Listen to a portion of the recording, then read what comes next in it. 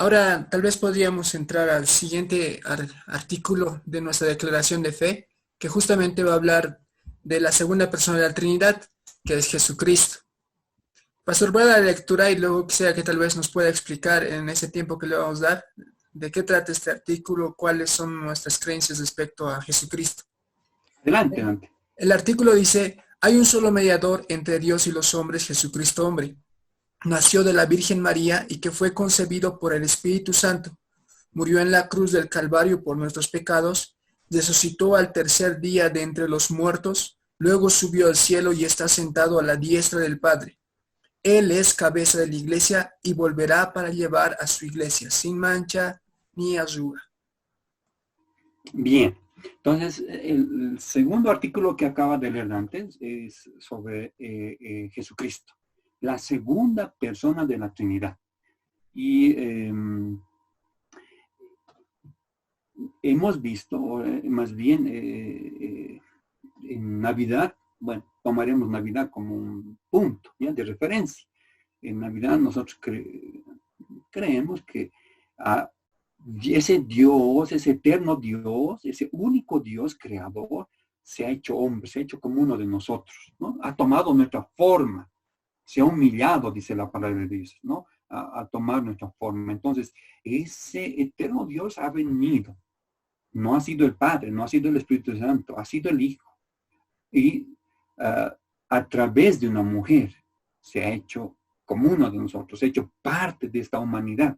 Pero no ha sido en cualquier lugar, ha venido a Israel, precisamente el pueblo escogido por Dios, porque tenía Dios un propósito muy especial con ese pueblo. Por eso es que lo ha elegido. Tendríamos que pensar de esta manera. Dios, el pueblo elegido de Dios es porque Dios tenía un propósito muy específico. El propósito es que Dios se encarne en ese pueblo. Y Jesús era judío, ¿no? Muchas expresiones de Jesús nos van a mostrar que realmente Jesús era judío, conocía la ley, conocía patriarcas y se comportaba como un judío, ¿no? Pero él es Dios y necesitaba un pueblo por donde venir a esta tierra, ¿no? Tenemos que relacionar también con el primer artículo, ¿no? Y en el primer artículo dice que, de la declaración de fe, dice que creemos en un Dios trino. ¿Ya? No es solo un Dios, pero es trino, son tres, ¿no? Y en la palabra de Dios encontramos paso a paso, ¿no? Como progresivamente Dios va revelándose, va mostrándose, ¿no? Que no solamente ha sido un Dios, sino que siendo uno, son tres, ¿no? Entonces, Dios es trino y el Hijo de Dios es la segunda persona de la Trinidad. El Espíritu Santo es la segunda persona de la Trinidad, ¿no? Entonces, si pensáramos en la salvación, por ejemplo, la salvación entonces es obra del Señor Jesucristo. Él vino, murió y resucitó. Pero pensando en lo que la palabra de Dios enseña, la salvación es trinitaria. Dios Padre, Dios Hijo y Dios Espíritu tiene cada uno una tarea diferente en el plan de salvación, ¿no? Entonces, nosotros debemos aprender y comprender qué es el tema de la Trinidad en este sentido trinitario, ¿no? Entonces, cuando Jesús estaba en la tierra, él también enseñaba lo que, afirmando, ¿no?, lo que los israelitas habían estado aprendiendo desde antes. En el Antiguo Testamento, por ejemplo, en el capítulo 6, versículo 4 de Deuteronomio, leemos: oye Israel, teníamos que leer, ¿no? Oye Israel, Jehová nuestro Dios, Jehová uno es. Y nos está hablando de que Dios es uno, ¿cierto, no? Y Jesús también repitió esto, ¿no? un día un escriba se le acerca y le pregunta, ¿cuál es el primer mandamiento de todos? Y Jesús le respondió, dice Marcos capítulo 12, versículo 29. El primer mandamiento de todos es, oye Israel, el Señor nuestro Dios, el Señor uno es. Es decir, está afirmando que la existencia de Dios y que en esta creación de Dios hay un solo Dios. No hay más dioses. No hay un otro universo donde sea puro universo de dioses o un planeta de puro dioses. No existe eso.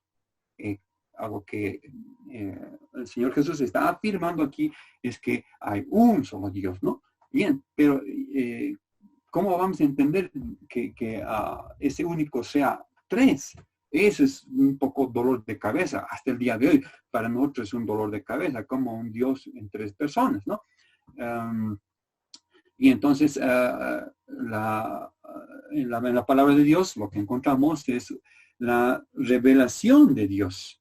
Él se está mostrando a sí mismo quién es, cuál es su naturaleza. Y esto no es un invento humano, no es invención humana. Tengamos claro que la palabra Trinidad no se encuentra, no encontramos en la Escritura, no está en la Escritura Trinidad. Alguien ha puesto esa palabra, Trinidad, pero es muy útil para nosotros porque explica que ese Dios uno está formado por tres personas divinas, con los mismos atributos y la misma naturaleza, ¿no? La palabra de Dios va a enseñar paso a paso, ¿no? ¿Quién es Jesús y quién es el Espíritu Santo? En el Antiguo Testamento vamos a ver que había el ángel de Jehová. Es en singular, el ángel de Jehová. Cuando Israel entra a la tierra que Dios les había dado, en muchas situaciones el ángel de Jehová está con ellos. Con Gedeón, por ejemplo, está el ángel de Jehová. Él está ahí. Y a eso le conocemos como la teofanía. Teos es Dios y fanos persona. Entonces es Dios, el Hijo en el Antiguo Testamento. Cuando leemos en el Antiguo Testamento que es el ángel de Jehová, tenemos que entender que se está refiriendo al Hijo, a la segunda persona de la Trinidad. Imagínense que en el Antiguo Testamento hubieran dicho que había tres dioses, ¿no? Cuando los gentiles tenían dioses, diosas de todo tipo y para toda actividad. Entonces, Israel hubiera sido puesta como un pueblo politeísta. Y nosotros no somos politeístas. Creemos en un solo Dios. Los israelitas creen en un solo Dios. Y la Biblia enseña un solo Dios, pero tres personas. Entonces, poco a poco, el tema de las personas divinas se han ido explicando y enseñando en la palabra de Dios. ¿Quién es Jesús? Es en el Antiguo Testamento el ángel de Jehová. El Espíritu Santo, sí, también está presente en el Espíritu Santo. En el libro de los jueces vamos a encontrar la obra del Espíritu Santo, por ejemplo, en Sansón, ¿no? Está ahí Sansón. Cuando el Espíritu venía sobre él, Sansón hacía proezas. Y cuando Sansón pecaba, el Espíritu se iba de este hombre, ¿no? Veamos, por ejemplo, Isaías 48, el versículo 16. Dice así, Isaías 48, 16. Acercaos a mí, oíd esto. Desde el principio no hablé en secreto. Desde que se hizo, allí estaba yo. Y ahora me envió Jehová el Señor y su Espíritu. ¿Nota? Tenemos aquí la Trinidad. En el Antiguo Testamento está expuesta ya la Trinidad. En Génesis 1:26, recordemos esto, dice, entonces dijo Dios, hagamos, plural, verbo plural. Dijo Dios, verbo singular, dijo Dios, hagamos al hombre a nuestra imagen, conforme a nuestra semejanza,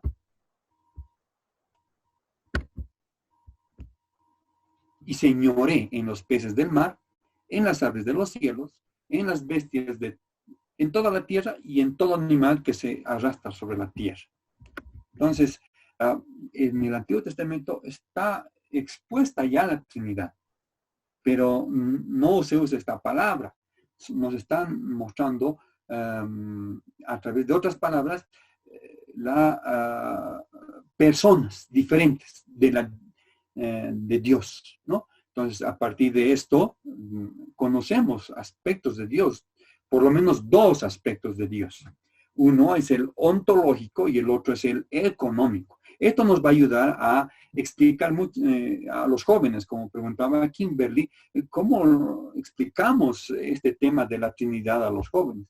Y primero, que sabemos que hay un solo Dios y que ese Dios, para conocerlo, tenemos que tratar en estos dos sentidos.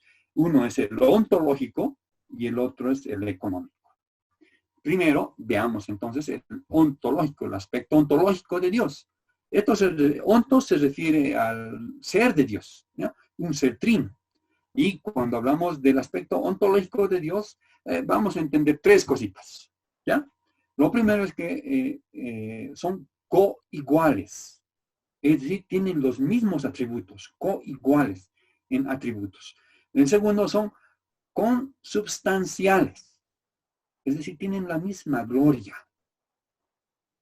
Tercero, son coeternos, la misma eternidad.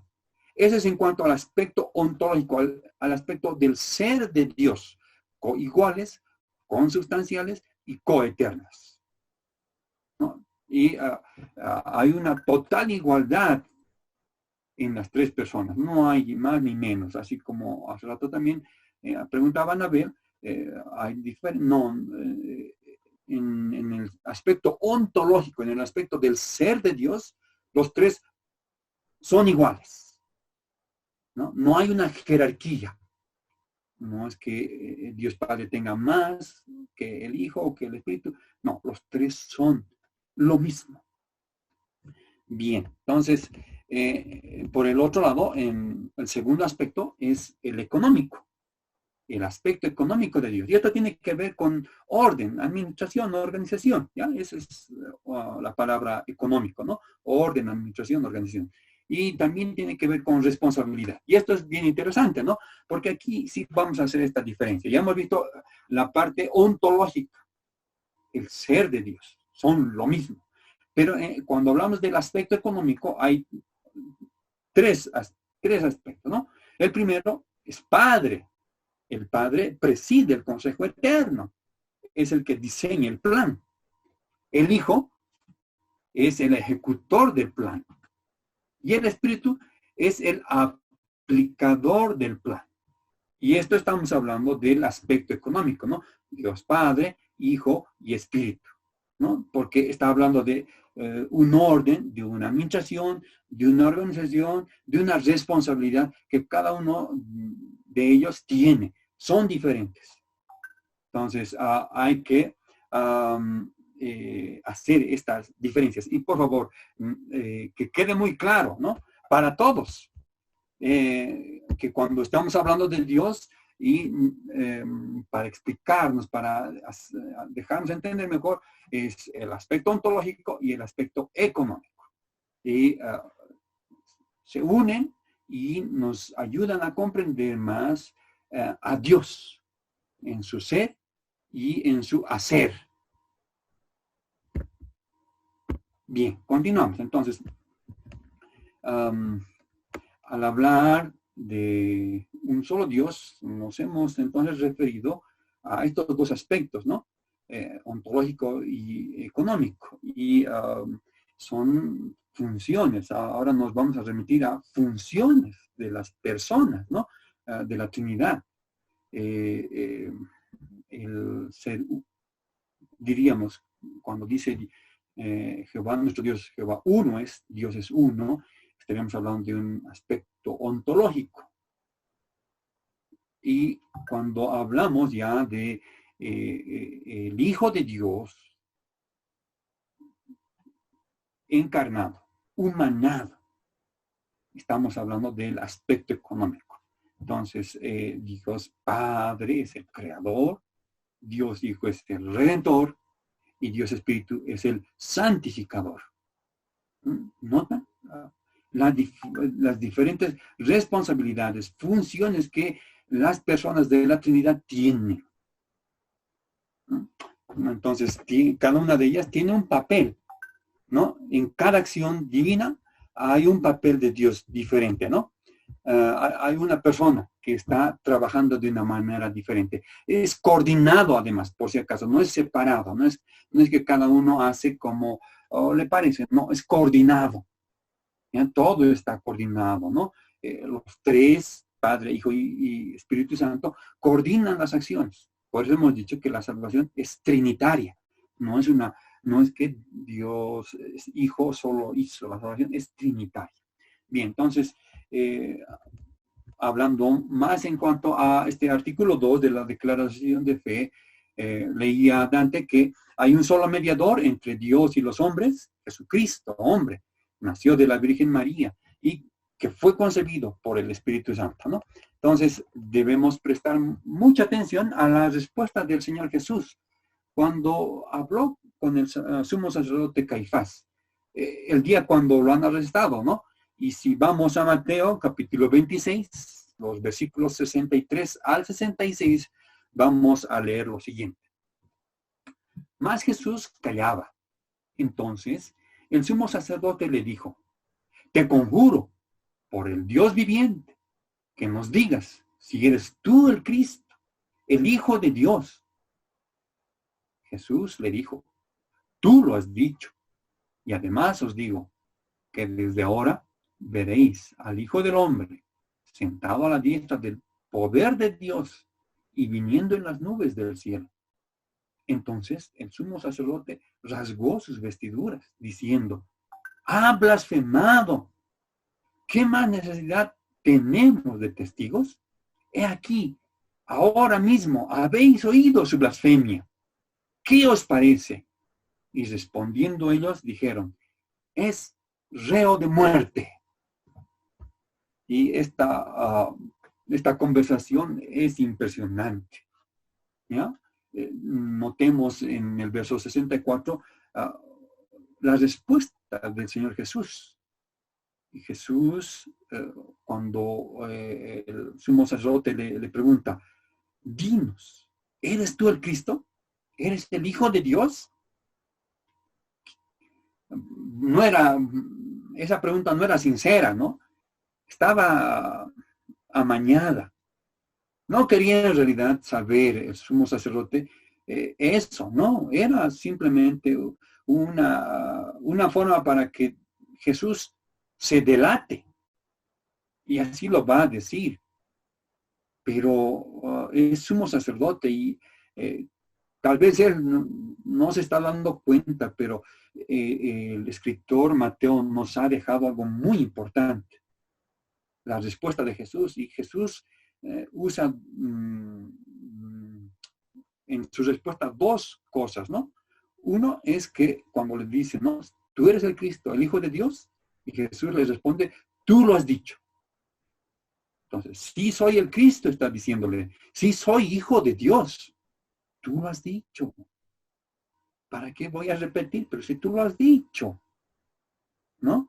Y añade Jesús en este verso 64, además os digo, que desde ahora veréis al Hijo del Hombre sentado a la diestra del poder de Dios. No, esto es interesante, ¿no?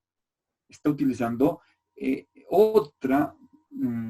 otras palabras para llamarse a sí mismo, Hijo del Hombre, ¿no? Jesús también es Hijo del Hombre. Entonces, está diciéndole Jesús a Caifás y a todos los que están reunidos ahí, sí soy el Cristo, sí soy el Hijo de Dios, sí soy el Hijo del Hombre, sí soy el Mesías. Pero lastimosamente los judíos no querían o por lo menos los príncipes judíos, los principales judíos, no querían esta respuesta, no les interesaba esta respuesta. Lo que les interesaba era que él confiese esto, ¿para qué? Para matarlo. Inmediatamente el verso 65 dice que el sumo sacerdote rasgó, rompió sus vestiduras. ¡Ha blasfemado!, gritó. ¿Qué más necesidad tenemos de testigos? Listo. Y con eso, eso estaba en realidad buscando, que Jesús hablara, ¿no? Y cualquier persona, cualquier hombre que dijera que era Dios, claro, era una blasfemia porque estaba yendo en contra de la palabra de Dios, en contra de lo que decía el Antiguo Testamento, en contra de lo que Moisés había escrito. Entonces, era una blasfemia. Jesús es un hombre, como nosotros, y se hace Dios. Entonces, para un judío, eso realmente es una blasfemia. Bien, entonces, Jesús, además, como hijo de Dios, aquí dice, tú eres el hijo de Dios, ¿cierto? Si es hijo de Dios, es la imagen misma, ¿no? Dice el escritor a los hebreos precisamente esto, es la imagen misma de la sustancia de su Padre. En Hebreos voy a leer el capítulo 1, el versículo 3, dice así, el cual, siendo el resplandor de su gloria y la imagen misma de su sustancia, y quien sustenta todas las cosas con la palabra de su poder, habiendo efectuado la purificación de nuestros pecados por medio de sí mismo, se sentó a la diestra de la majestad en las alturas. El cual, siendo el resplandor de su gloria y la imagen misma de su sustancia. Fascinante, ¿no? Usa aquí el escritor ciertas palabras que nos van a ayudar a comprender, ¿no? Cuando usa, por ejemplo, sustancia, ¿no? La imagen misma de su sustancia. El diccionario Strong dice que sustancia significa la verdadera naturaleza de aquello a lo que se hace referencia, en contraste a la manifestación externa. Claro, veíamos a Jesús como hombre. Jesús es hombre, 100% hombre, pero la naturaleza de Jesús es divina. Y aquí, nuevamente, nos volcamos a Jesús y vemos en Jesús que es Dios, es hijo de Dios, la segunda persona de la Trinidad, pero que se ha hecho hombre. Entonces, el escritor a los hebreos dice, es siendo el resplandor de su gloria y la imagen misma de su sustancia, ¿no? Lo veíamos como hombre, lo han visto como un hombre, ojos, oídos, orejas, cabellos, barba, comía, dormía, lloraba, pero la sustancia es de lo que estaba, lo que él sostiene a Jesús, su sustancia, que es divino, ¿no? Entonces, la sustancia es de lo que está hecho Dios, y Jesús es de la misma sustancia de Dios, espíritu, Dios es espíritu. En Juan, capítulo 4, encontramos que esa es la naturaleza de Dios. Dice ahí, Dios es espíritu.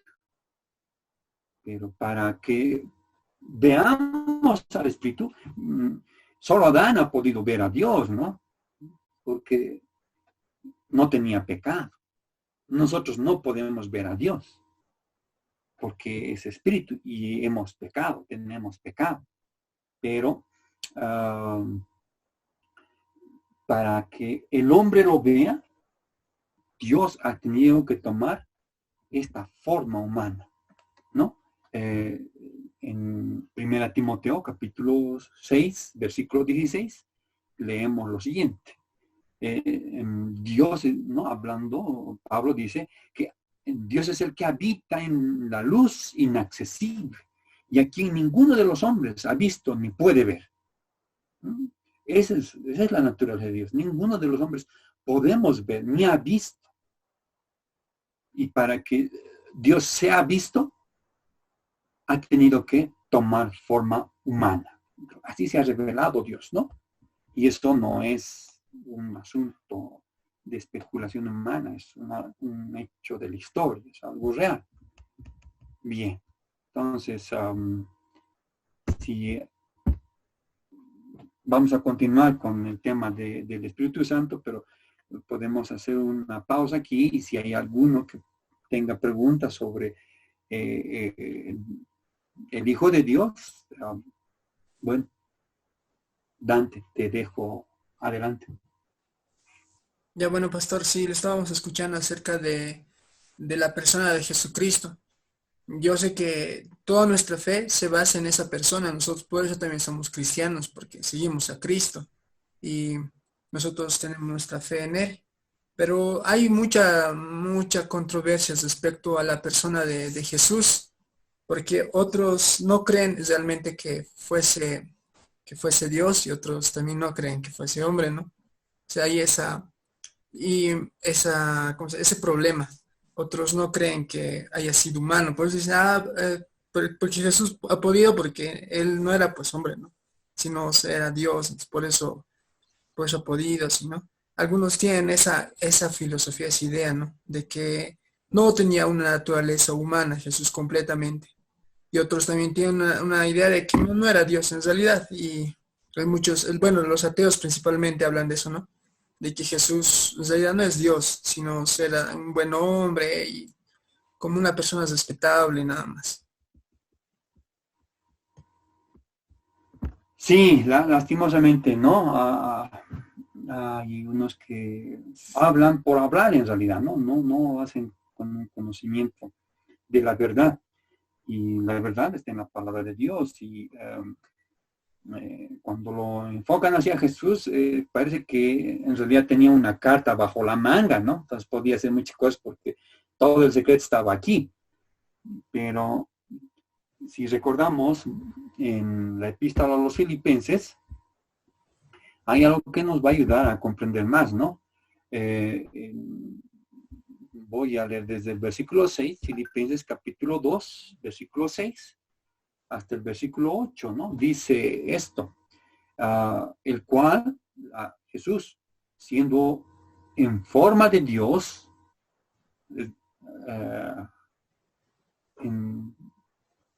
antes de encarnarse, ¿no? No estimó el ser igual a Dios como cosa a que aferrarse, sino que se despojó a sí mismo, tomando forma de siervo, hecho semejante a los hombres. Y estando en la condición de hombre, se humilló a sí mismo, haciéndose obediente hasta la muerte y muerte de cruz. Y cuando observan a Jesús que bueno, en realidad ya tenía todo aquí, ¿no? La palabra de Dios explica que no, Él se ha despojado, ¿ya? Se ha dejado algo, ¿no? Para hacerse humano, para tomar forma de hombre, entonces Él ha dejado. Por ejemplo, Dios es omnipresente. Dios está en todo lugar. Dios está aquí ahora, está en China, está en Estados Unidos, Egipto, África, está en la Luna, está en Júpiter. Dios es omnipresente. Pero cuando Jesús ha tomado la forma humana, ya no era omnipresente. Si estaba en Galilea, no podía estar en Siria. Si estaba en Jerusalén, no podía estar en Egipto, ¿no? Para hacer eso tenía que ir a pie, como cualquier hombre. Entonces era dejado, ¿no?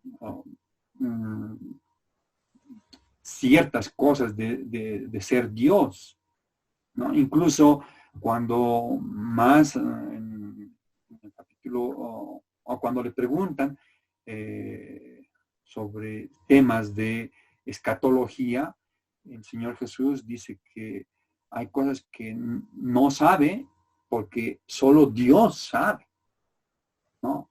Entonces, como hijo, se había limitado,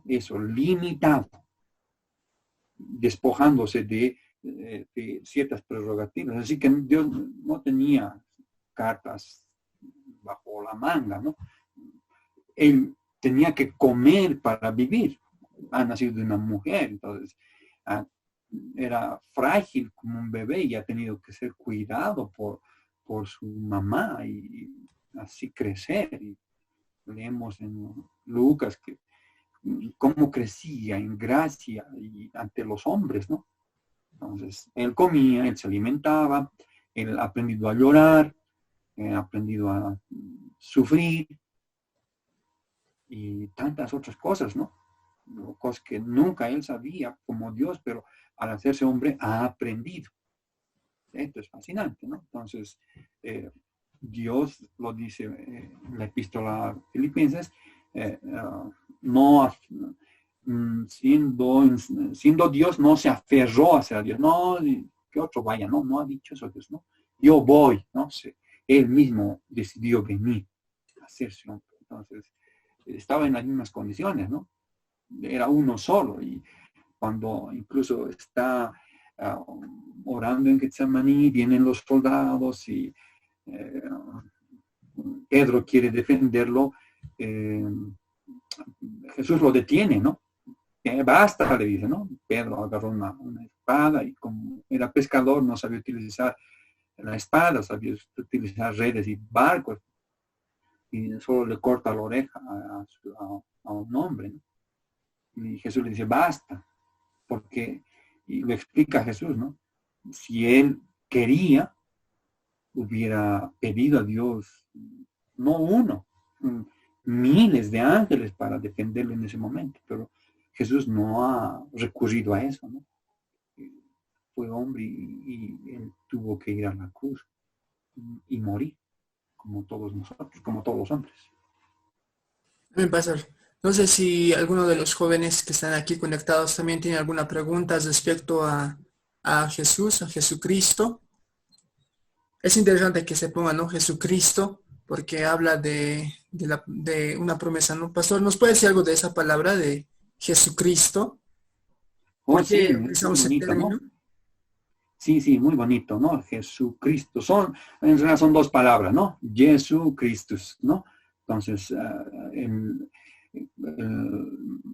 ángel se le presenta a María y luego se le presenta a José, les dice que van a tener un hijo y José, bueno, ¿y ahora qué nombre le vamos a poner? Tal vez José le iban a poner, pero el ángel le dice, no, su nombre es, le llamará su nombre Jesús, porque él salvará a su pueblo. Entonces, Jesús, ¿no? Es el nombre de Jesús. Y ese su nombre significa Salvador, ¿no? Ese es, expresa la naturaleza humana. Jesús, el Salvador. Y cuando hablamos de Cristo, está hablándonos de su naturaleza divina. Y Cristo viene es la traducción de la palabra Mesías del hebreo, ¿no? Y Mesías, el Mesías era el ungido, ¿no? El sacerdote tomaba aceite y ungía al que iba a ser rey, al que iba a ser sacerdote y al que iba a ser profeta. Era ungido, ¿no? Para su oficio. Y Jesús también fue ungido. Y Cristo nos está mostrando ese su aspecto divino. Entonces, cuando vemos Hechos, por ejemplo, usa Pablo estos dos, ¿no? Es Jesucristo y habla de que Dios es hombre, o Jesús es hombre y Jesús es Dios, ¿no? Es 100% hombre, 100% Dios. Jesucristo. Y ese es lo bonito de ese nombre, ¿no? Nos da a entender esos dos aspectos, que es real, no es una invención humana, eso es la verdad. Dios, Jesús es hombre, Jesús, y es divino, ¿no? Está ungido, Cristo, él es el Mesías, ¿no? Que no ha sido aceptado por su pueblo. Dale, Anabel. Pastor, lo siguiente, bueno, en el artículo nos dice, no, hay un solo mediador entre Dios y los hombres, que es Jesucristo hombre, y nació de la Virgen. En las otras religiones, como ser los católicos, no consideran a Jesús como mediador, sino que consideran a otros. Y cada religión en sí tiene otro mediador. Para nosotros sí es porque tenemos un versículo que lo respalda, pero tal vez podría hablar de las otras religiones que que nuestros hermanos, nuestros jóvenes están saliendo, por decir, de la Iglesia Católica, lo más cercano que hay. Entonces, siguen considerando a sus papás que el mediador es el cura, el que va a confesarse, o inclusive en la actualidad estamos viendo que al Papa se lo está tomando con mayor autoridad, que él va a hablar por todo lo que está sucediendo con Dios. Entonces, eso tal vez Pastor nos podría comentar. Bien, ¿no? Y precisamente en nuestro artículo de fe dice eso, ¿no? Él es el único mediador y es verdad, ¿no? Esa es una verdad absoluta, no hay otro. Y vamos a entenderlo a partir de su nombre, ¿no? Es el mediador como hombre, Jesús, y es un mediador como Dios. Qué privilegio tenemos nosotros, ¿no? Es Dios y hombre, y Jesús está en eso, ahí para mediar entre el hombre pecador, el hombre sumido, metido en su pecado, en su vida pecaminosa, en sus iniquidades, y un Dios santo. Y el Dios Santo ha enviado a su Hijo para que sea el intermediario. Lastimosamente, hay algunas, ¿cómo diríamos? Algunos cristianismos, ¿ya? Que están tergiversando la palabra de Dios y lo acomodan a su creencia. Por ejemplo, el católico romano, el romanismo. ¿Ya? El romanismo saben la Biblia, ¿no? Se dicen cristianos además. Pero, cierto, Jesús es el Hijo de Dios, pero tienen mediadores mujeres y varones. María es una mediadora.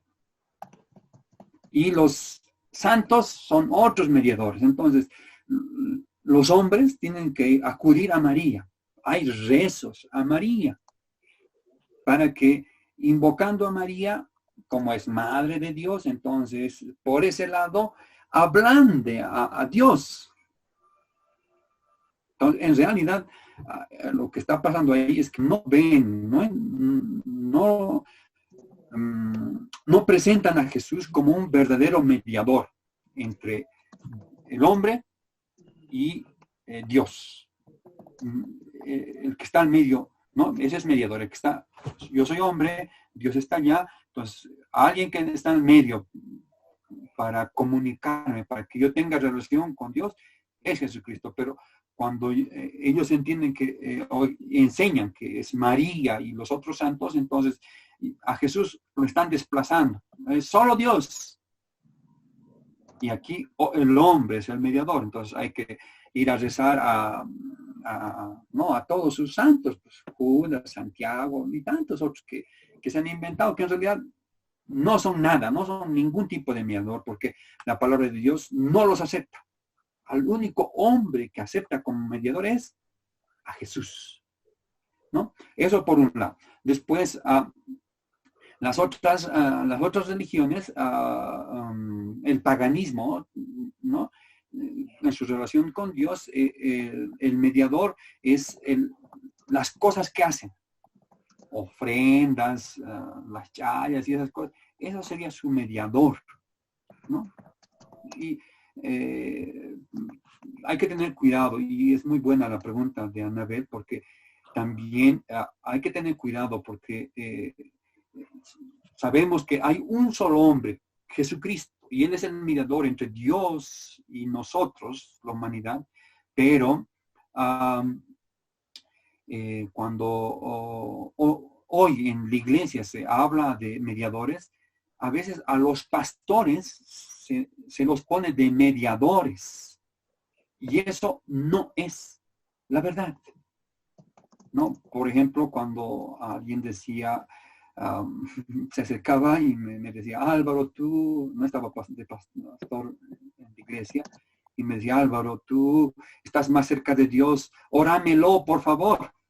Entonces, esa persona que me ha dicho eso, estaba pensando que yo era su mediador. Claro, si yo dejo que esas palabras me halaguen, voy a creerme que yo soy el mediador y estoy cometiendo un pecado. Yo estaría cometiendo un pecado. Tengo que explicar a mi hermano, a mi hermana, quién es en realidad el verdadero mediador. Cristo. Cristo es el único mediador. Yo no, yo también necesito como hombre un mediador. Cristo. ¿No? Entonces, y eso es absoluto. Y ahí tenemos que estar muy seguros, ¿no?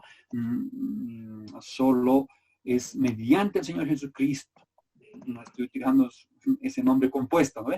Mediante el Señor Jesucristo, el cual es el único mediador entre Dios y el hombre, porque ha venido, ¿no? Entonces, eso es por un lado. Por el otro lado es mediador porque Él no tiene pecado. ¿Ya? Y como no tiene pecado, Él es el mediador.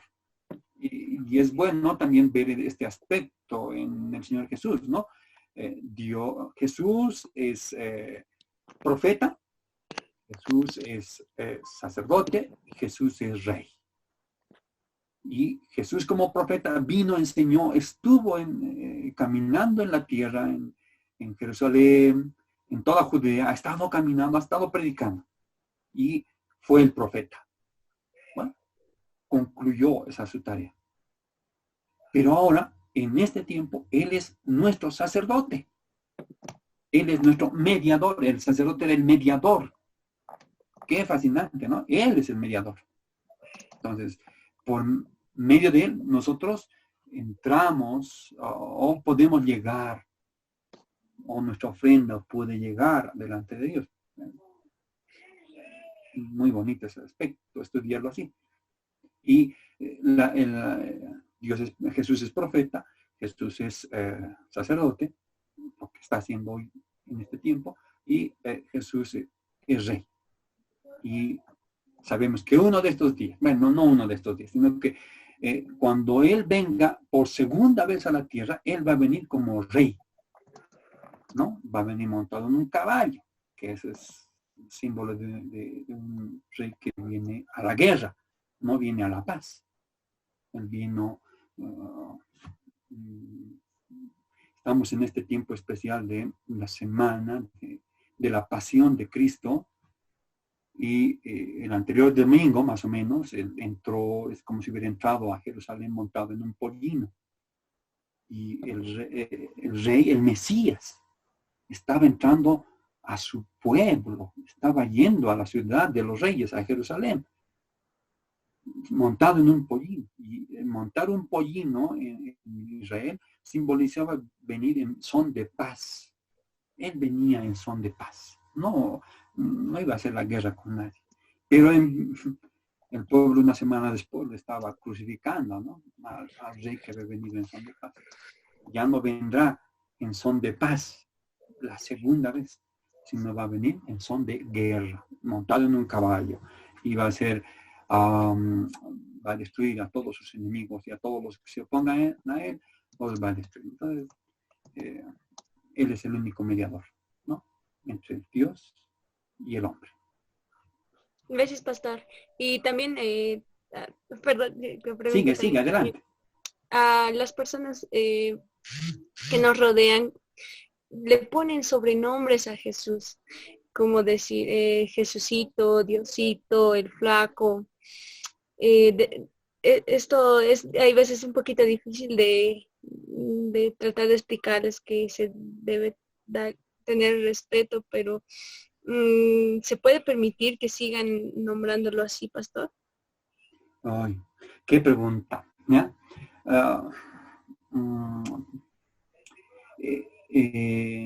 Nosotros, bueno, en nuestro medio se ha vuelto cotidiano escuchar diminutivos, en todo sentido diminutivos, ¿no? Hermanito, hermanita, en iglesia, fuera de la iglesia, hablamos con diminutivos. Bueno, y los diminutivos son parte del idioma, o sea, existen diminutivos, entonces no podemos negar que hayan diminutivos. Y tengo una sobrina. Y ella ve películas, no películas, son novelas mexicanas. Y algún rato, porque estoy con ella junto ahí en el cuarto, escucho novelas mexicanas. Y me ha extrañado mucho, ¿no? Los mexicanos, bueno, esas películas o novelas mexicanas son católicas, digamos, ¿no? Tienen una raíz católica, ¿no? Porque se persignan, van a la misa y hacen esas cosas, ¿no? Y entre los mexicanos se había sabido utilizar el diminutivo para Diosito, ¿no? O para Jesucito y algo así, ¿no? Y me llamó mucho la atención este hecho. Y dije, entonces muchos hermanos seguro ven novelas mexicanas, ¿no? Y están pegados a las novelas mexicanas, varones y mujeres, jóvenes, adultos de la iglesia, y copian esa forma de hablar, ¿ya? En diminutiva, ¿no? Bueno, y eso me pone también triste, ¿no? Porque copian otras cosas que lastimosamente están ahí a su alcance, ¿no? Pero no leen la Biblia, no estudian la Biblia. Entonces hay un problema en ese sentido, ¿no? Porque Dios es un Dios que debemos respetar, pero no solo respetar, es un Dios que debemos temer. Y el tema del temor a Dios en este tiempo ya no lo tratamos como lo trata la palabra de Dios, ¿no? Yo estoy seguro que si pasara Jesús un rato por aquí, ya hablaríamos y ya nos chancearíamos con él, ¿no? Usando esa palabrita, chancearse, ¿no? Entonces hay muchos hijos de Dios que se chancean con Dios, ¿no? Y su concepto de Dios ha sido relegado, ¿no? Y necesitamos volver a la palabra de Dios para tener un concepto adecuado y verdadero de quién es Dios, y respetarlo y temerlo y tratarlo como Dios, como corresponde y como se merece, con toda reverencia, ¿ya? Y cuando nos dirigimos a Él, igual, con reverencia y temor, ¿no? Porque es Dios, es el creador y nosotros somos solamente criaturas delante de Dios. Entonces hay que tener mucho cuidado, ¿no? Eso podría decirte sobre eso, Anabel.